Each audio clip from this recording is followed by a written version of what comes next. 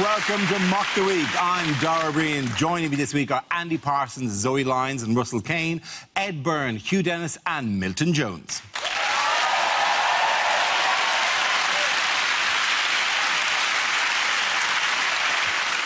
We start with a round called Picture of the Week. I show the panel a topical image and ask them to tell me what's happening. So, what is going on here? Worst stag do ever. Is it the picture that Angela Merkel's going to send David Cameron for his Christmas card? This is just a mark of how confident the German team were, because that is actually before the game. Angela Merkel is actually in the starting 11. It's nice to see a picture, though, of German men with one arm in the air that doesn't feel threatening, isn't it? There was a lot of that when you watch the celebrations, though. People were like, hey, and you just like, oh, come on, just throw the other one up, Pete. Just throw the other one up. Do you reckon Wayne Rooney looked at that picture and thought, why couldn't we have had a prostitute that age? That's why I'm mystery. People accuse the Germans of arrogance, but this photo was, in fact, it was actually taken at the end of Neymar's hospital bed. But I need someone to tell me what it is. We all know what it is. You actually need someone to tell you. Yes, because I have not seen any of these things. Who are these men and what is this event that they're attending? Please, I have recently landed in this country from foreign shores. And I'm unfamiliar with your traditions. It's the German team in the dressing room having won the World Cup with Chancellor Merkel. Absolutely, of course. Thank you very much, Hugh Dennis. Yes. Yes, of course. This is a picture of the victorious German football team celebrating their World Cup win in the dressing with Chancellor Angela Merkel. Germany defeated Argentina in the final by a single goal from Mario Götze in extra time, becoming the first European team ever to win a World Cup in South America. Were you shouting for anyone or not for anyone? Or Most English people were shouting for Germany, which is a first, really, isn't it? Let's face it. But I guess compared to Argentina, you know, people found Germany preferable on the whole, because at least they don't keep asking us to give them France back, do they? So... I mean, personally, I was at a Six Senses spa having a paraffin wrap, so I didn't catch it.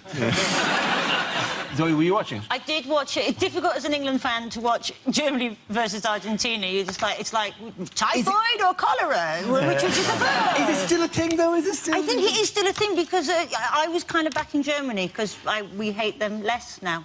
Yeah. I thought it was... I didn't mind who won. I just, like... It was a good game, but I found it very difficult just watching as an England fan because it all gone so wrong for England. And I bet if you're watching in 4 years' time on Dave, we're still shit, aren't we?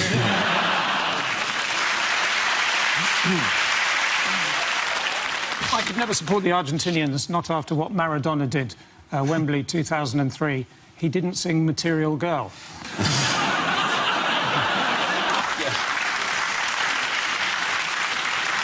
The one I love, the guy I love being there was Putin, because he was there because they're hosting the next one, isn't it? Yes. And every country that hosts it is desperate to win. And he must have been looking at that final thinking, the only way that Russia are going to win is if we invade Germany.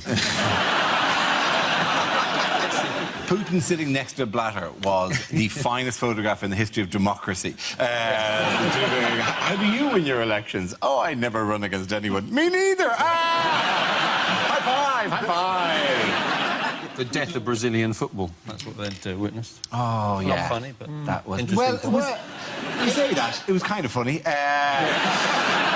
There was, because a few weeks ago I was talking about the heads, you know, the way they were overemphasising the pretty women in the crowd type shots all the time. And I said, and I on the show called for more shots of children crying. Yeah. And then when they posted, there's that one of a small boy just blubbing his eye, and he's pushing his glasses out of his face, and he's got a Coca-Cola can, which is beautiful branding, absolutely spectacular branding, and he's weeping into it. And I got sent that image 4,000 or 5,000 times on Twitter in the minute after it was posted with the words "Happy now." Yes, I was. I went through it. I think Brazil got humiliated, but did you see Joe Hart in that shampoo ad? No, obviously not. There was headlines about Brazil going, Brazil, England was finally we know shame. And you're going, You are aware what the rest of the world refers to when they say a Brazilian. You are aware your name was not always merely associated with beautiful football, but also pubic topiary. That's probably the problem. Their formation's just too narrow. They have to play 1-1-1-1-1-1-1. And the goalie was the arsehole. You know, in the semi-final, when Neymar was injured, they made him sit on the bench in full kit. Did you see that? Yeah. As a sort of talisman. And you think that is ridiculous. He's not allowed to play. Who would we do that with? You would have to do that with Bobby Charlton. That's the only thing we do. We should do that, though. We should just have Frankie Boyle just sitting there. In a purple suit, just not saying anything. Just angrily staring across at any use of women. As a non-sports fan, are you relieved it's over, though? The main thing that was fascinating for me about British culture is the fact that viewing figures went up when it started to go horribly wrong for Brazil. That says everything about us as a culture, particularly our men, like people like my dad, whose humour... I mean, the last time my dad laughed was when he saw a Jaguar written off on the M11. That's the time for... Look at the state of that. People in Britain, go, I can't stand football. Brazil are losing, people are sobbing. Switch it on. Classic. I wasn't impressed with Mr Messi, though. It wasn't like the book at all.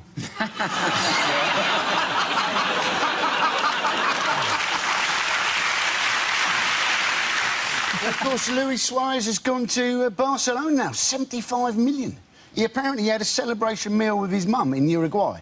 Well, I say he had a celebration meal. Apparently, he lost his balance and the meal hit him in the teeth. And on the BBC, it also coincided with Alan Hansen's last game, didn't it? And nobody asked him the question I've always wanted to ask him about that scar and when he was attacked by Lord Voldemort. I wonder if any old German war criminals gave themselves away watching that match, because there's a few of them in Argentina, isn't there? They were watching it in their local pub and they just went, yes! Oh, no, sorry. One campaign, by the way, that also slightly backfired is Singapore ran an anti-gambling campaign about a young kid called Andy, and it was about how Andy's dad had wasted their family's money because he was a gambler, and Singapore wants to stamp out gambling. But it wasn't quite as heart-rending as it could have been because of the scripting of the ad. This is the poster they had for it. I hope Germany wins. My dad bet all my savings on that. So the ad was basically... Now you're going to two universities. Hey, little Andy's going to Disneyland! Because gambling pays off. In other news, how has David Cameron been shaking things up this weekend? He's shuffled around the cabinet. It's like the Tour de France. He's got rid of lots of the big names, hasn't he? They've all fallen over. But the one person who's still in the same job is Eric Pickles, which, according to the thing I read, is because he's very difficult to move.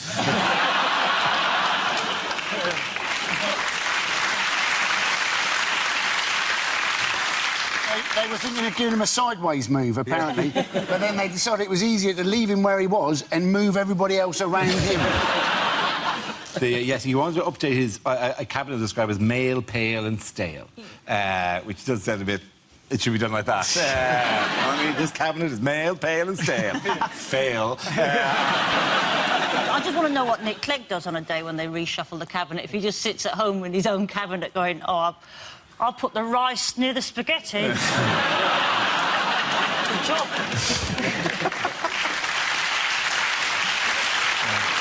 Well, in theory, it's supposed to show that he's being very pro-women. You know, it's very positive for women that he's added more women to the cabinet. But one of the women he added was a woman called Nicky Morgan, who previously was the Minister for Women, and now she's Education Secretary, but still Minister for Women. So that's how important the job of Minister for Women is.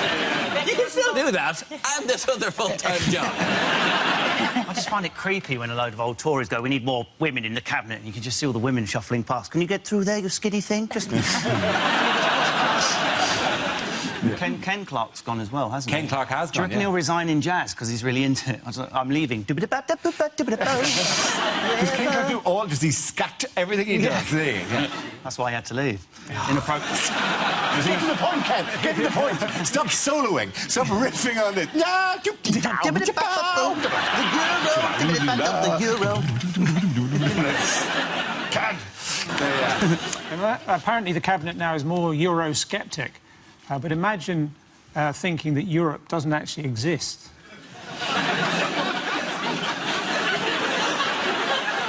I mean, I had a near-Europe experience once when I was on holiday in Kent. I found myself walking along a tunnel towards the light.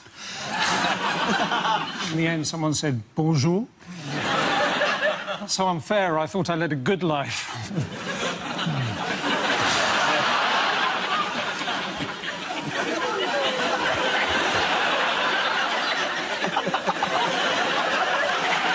You're never quite sure which week Milton is actually mocking, are you?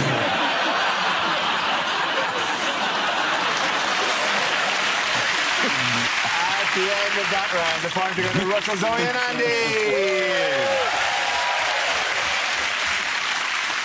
Now we play a round called Ich bin ein Berwinner.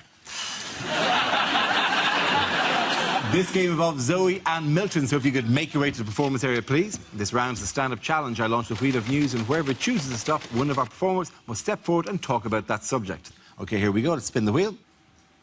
And the first topic is drinking. Who wants to come in on that? Zoe. I like a drink.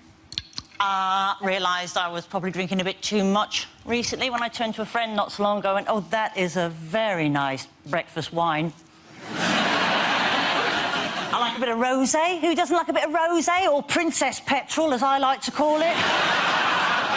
Favourite wine, obviously, the box of wine. I enjoy a box of wine. People are snobby about boxes of wine in this country. I'm like, no, it's wine you can stack. It's brilliant. I love a box of wine because glass is so revealing, isn't it? It's transparent. It tells a tale, doesn't it? You can see how much you've had of a bottle of wine, but you can't see through my cardboard box of wine, can you?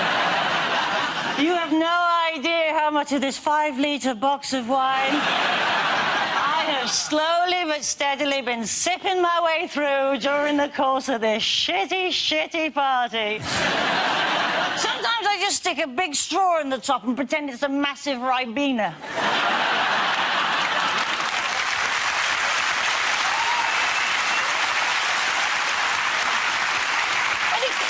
Giving, doesn't it? It keeps giving. You think it should be finished by now. You get to the end, you do all the classic things. You tip it on its side, you depress the little stopper. That's where an amateur will stop. They will discard the box of wine. But a connoisseur like myself, we know there's more. There's more lurking, isn't there? You rip open the cardboard head. You pull out the silvery intestines and you play what I like to refer to as the alcoholic bagpipe into your own glass.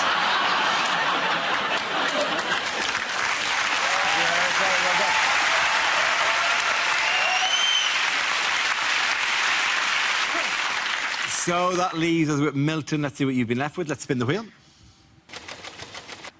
And the topic is communication. Where you go? Is it just me, or the instructions to electrical goods these days far too complicated? I mean, I just don't know that many languages.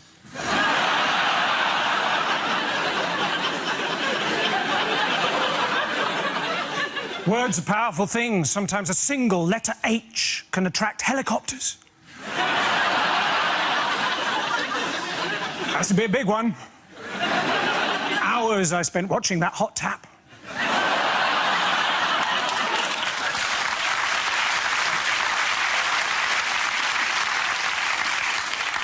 Similes. What are they like?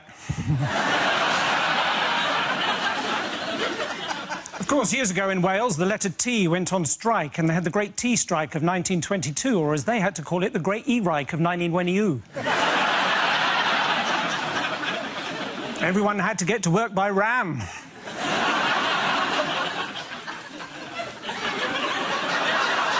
In the end, the strike was broken, and the T's had to get together with random groups of consonants, and that is how the Welsh language was formed.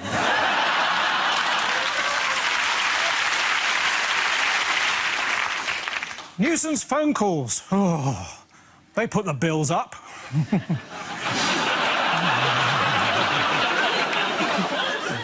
I can't even count to 10 in French, and to our 4-5 said,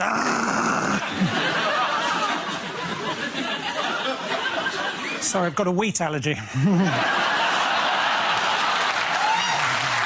done. Handing it out and points for Zoe. Come on, do that down again. Our next round is called If This Is the Answer, What Is the Question? On the board are 6 categories. Russell, which category would you like? Technology, please. OK, technology. The answer is 4 years. What is the question? Is that the amount of time it would take that Magaluf girl to orally pleasure every man on the planet? Is it how long till Germany win the World Cup again? Is it for how long have I been writing a sitcom now? How's that going to go? Oh, it's going to be my ticket off this show. One Direction are rumoured to be splitting up. What is the average age of people who give a shit? Is it the average response time of the snail ambulance? Is it if Scotland become independent, what are they planning on reducing the legal drinking age to? If you add it all up, how much of your life do you spend standing in a room going, what did I come in here for? Is it, Dara, is it? How long have I wanted to tell you that I love you? Back off! Is it the actual number of years Mick Hucknall could hold back before he looked like a clown dipped in acid? How long does it take the average person in Rotherham to eat 5 fruit and veg? Potato is a veg. The correct answer is... When are they going to try and build a spaceport in the UK? It is absolutely right. Thank you very much, Andy Parsons. Well done. Yes, the question I was looking for was, how long will it be before the UK gets its very own spaceport? This is the news that Britain is to build a commercial spaceport which should be operational in 2018. It is almost ludicrously close, because by that means that you'll be able to actually take off and look down and see HS2 not being built. Are you excited? How exciting is this? Oh, it's very exciting. And Virgin Galactic, they're going to take off at the end of this year, apparently, in New Mexico. And Richard Branson says he's going to be on the first flight. Now, given his success with his ballooning, that is a very brave move, isn't it? It's ludicrous to call it Virgin Galactic is what it's called, isn't it? But you know how they only go 62 miles up? That's Yes. it, don't they? They get to the outer edges of the atmosphere. And that isn't actually that exciting, is it? That's like saying at the beginning of Star Wars, a long time ago, in a galaxy as far away as London is from Portsmouth. They're talking about putting it in Scotland, but like one of the places, they were talking about putting it on an island in the Hebrides, Benbecula or somewhere like that. And they're going back going, oh, it's unlikely, though, because people won't want to go that far to go into space. If you can't be arsed dragging yourself to the Hebrides, perhaps space isn't for you. I wouldn't want to go on a Sunday because that, let's face it, that is a bloody long bus replacement service always. Isn't British space control, like air traffic control, isn't it going to be in Swindon? Isn't that where it is? I Which would be have fantastic. no idea where British space control It goes, is. No. Well, Swindon, we have a problem. oh, All right, my lover. Surely it'll be Swindon, we have a problem. Well, we're in Swindon.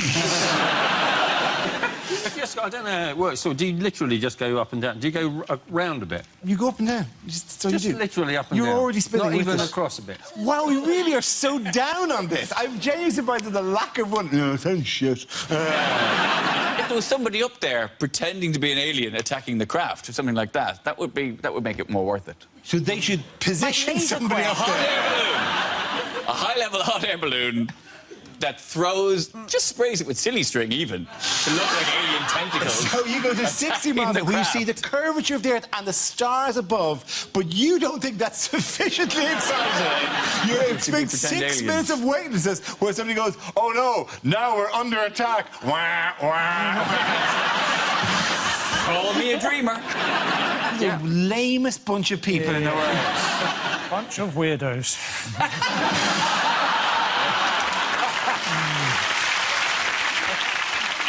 OK, different topic. What NHS operations might more people be eligible for soon? We're going to be able to get gastric bypasses on the NHS. More fat people will be eligible for them, apparently. you're wondering whether they really need a gastric bypass or whether they need a Greg's bypass just to avoid the shop in the first place. By the way, just to be, we don't say fat people. The term is jolly or for those who are extreme case, morbidly jolly. Apparently, there's so many fat people now, right? Is that people don't feel that they're fat because they're surrounded by lots of other fat people. Yeah. So the secret is, if you do want to lose some weight, right, is not actually to lose any weight if you're feeling fat. Just hang around other fat people. You'll feel much better about yourself. I feel the same way. Sometimes when I feel I'm too funny, I come on this show.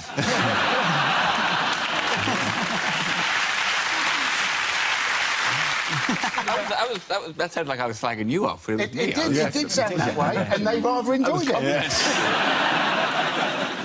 No, the one I hate is when people say, all I've got to do is look at a cake and I put on weight. That's the worst line. I actually tested it. I kidnapped someone, I locked them in the room and I just showed cake at the window. 2 weeks later, dead and thin. What a liar. They often talk about the obesity time bomb, don't they? The obesity time bomb. You just think, God, I really hope I'm not in the area when that goes off. These days, people eat too much and they don't go out. Yes, the obese agoraphobic is very much the elephant in the room.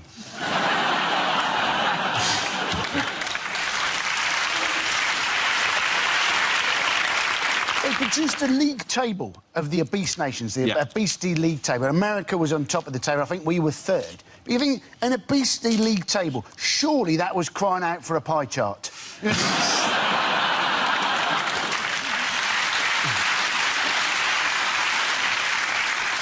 Very amusing joke, but mathematically incorrect. OK. The end of that round, the point's going to Ed Hewitt-Milton.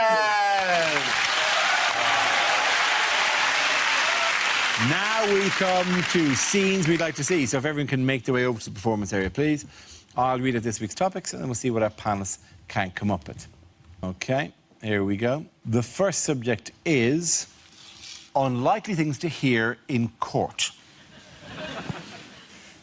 We, the jury, have yet to reach a final verdict, but we would like to have a guess. Is it Mrs. Peacock with a candlestick in the library? The defendant is, as you can see, an evil man with a black heart, but nice, firm buttocks.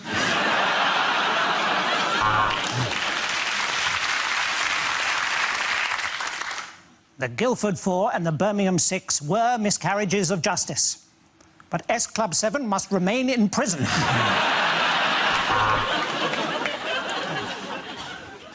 If I'm guilty of anything, it's caring too much.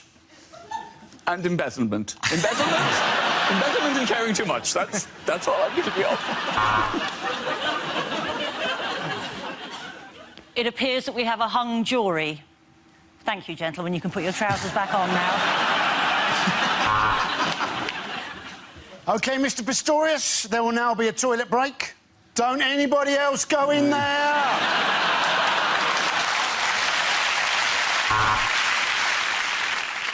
Before I pass down this sentence of death, how about a selfie? Oh, my God, your death face is so random. You are accused of stealing top-of-the-range toilet rolls. How do you plead? Quilty or not quilty?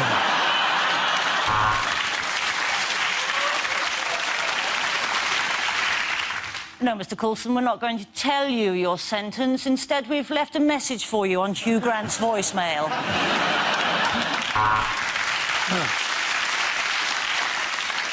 I am now going to pronounce sentence. Sentence.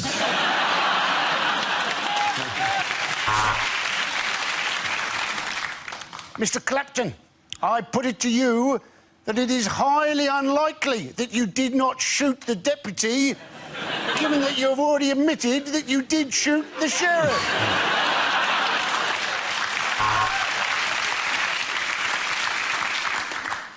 OK, rock-a-bye baby on the treetop. Oh, alibi.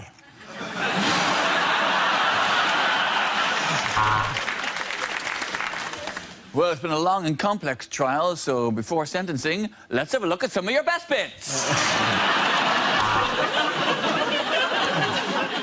Mr. Pistorius, the court rejects your defence that at the time of the crime you were legless.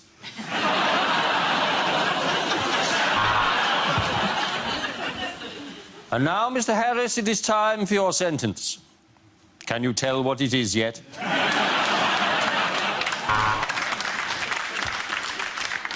You are accused of unnecessarily advertising a make-up smoothie. How do you plead? Be careful. OK, the next topic is things you wouldn't hear in a nature documentary.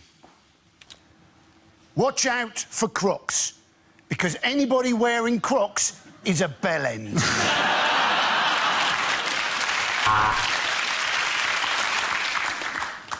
But what's incredible about the emperor penguin is its ability to make you look like a shit father.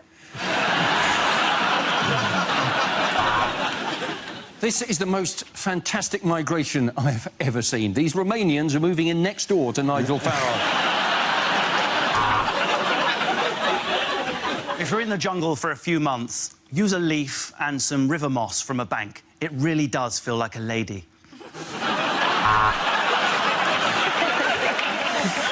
Well, it took some pliers and an awful lot of gaffer tape, but I finally got this flamingo's legs on the right way around.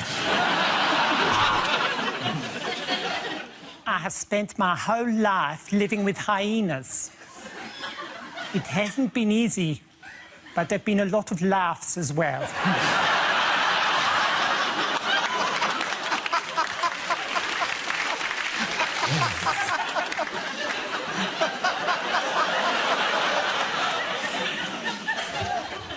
The barbs that come off these tiny creatures can be very painful. This one just called me a talentless wanker.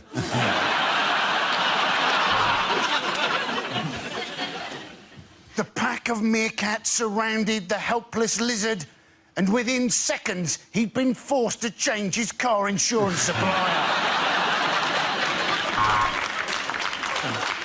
The comics or jesterlings all jostle for position, eager to present their humour to the large alpha male.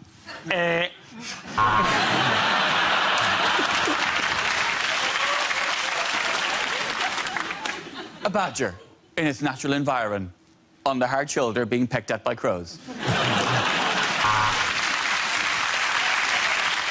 This lioness has just had 4 cubs, but it's not as sweet as it looks. She's also had 3 brownies, 2 guides and a venture scout.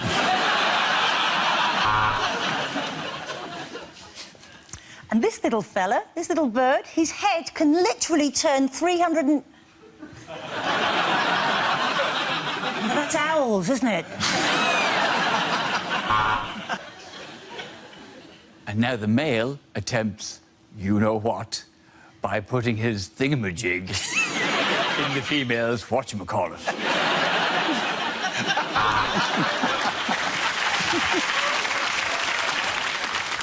And here I am in the shrubbery outside the BBC Centre, and I think I've spotted one. This is extremely rare.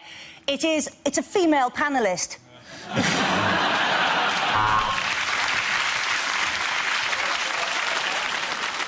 Just one bite from this snake can paralyse the nervous system in 3 seconds.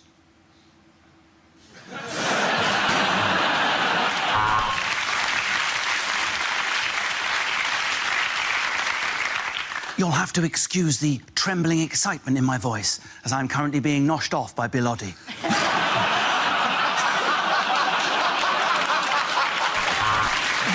at the end of that round, the point go to Russell, Zoe and Andy.